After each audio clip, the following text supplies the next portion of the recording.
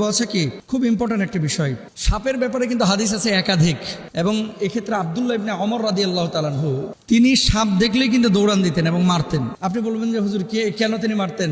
নবীজি সাল্লাল্লাহু আলাইহি ওয়াসাল্লাম এক প্রকার সাপের ব্যাপারে খুব সতর্ক করেছিলেন সাহাবীদেরকে। সেই সাপটা কোন সাপ দেখেন, নবীজি সাল্লাল্লাহু আলাইহি ওয়াসাল্লাম সেই সাপের ব্যাপারে আনা আয়েশা রাদিয়াল্লাহু তাআলা আনহা ক্বালাত আমরা রাসূলুল্লাহ সাল্লাল্লাহু আলাইহি ওয়াসাল্লাম বিকতলি জিত তুফিয়াতাইনে ফাইন্নাহু ইয়ালতামিসুল বাসর ওয়া ইউসিবুল হাবাল।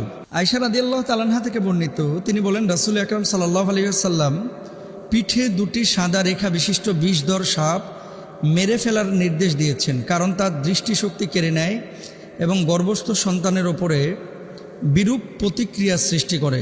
গর্ভে যে সন্তান থাকে এরকম কোনো মাকে যদি এই সাদা রেখা বিশিষ্ট সাপ দংশন করে তাহলে সেই সন্তানের উপরে ইফেক্ট করে, মায়ের উপরে ইফেক্ট করে, এটা নবীজি নিজে বলেছেন।